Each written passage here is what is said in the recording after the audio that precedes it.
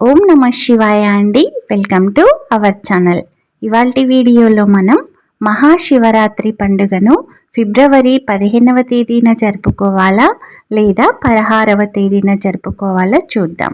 మీకు గనక వీడియో నచ్చితే లైక్ చేయండి, షేర్ చేయండి, నా ఛానల్ని తప్పకుండా సబ్స్క్రైబ్ చేసుకోండి.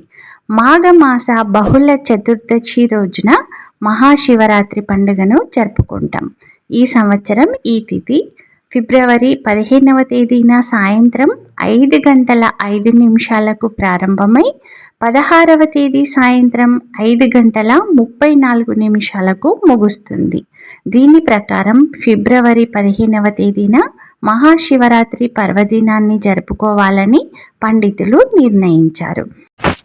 అందుకని ఈ సంవత్సరం మనం ఫిబ్రవరి 15వ తేదీన మహాశివరాత్రి పర్వదినాన్ని జరుపుకోవాల్సి ఉంటుందండి. ఆ పరమశివునికి నిశిత కాలంలో పూజ చేయటం చాలా మంచిది.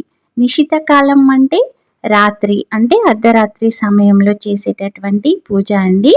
అయితే మనకు ఈ సంవత్సరం ఈ నిశిత కాలం వచ్చేసి ఫిబ్రవరి 15వ తేదీన రాత్రి 11:55 ప్రారంభమై 12:56 వరకు ఉంటుందండి ఈ సమయం.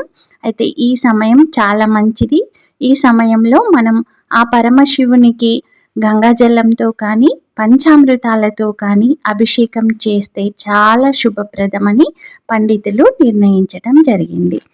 ఇదండి మనకు 15వ తేదీన మహాశివరాత్రి పర్వదినాన్ని జరుపుకోవాలని అయితే పండితులు నిర్ణయించారు.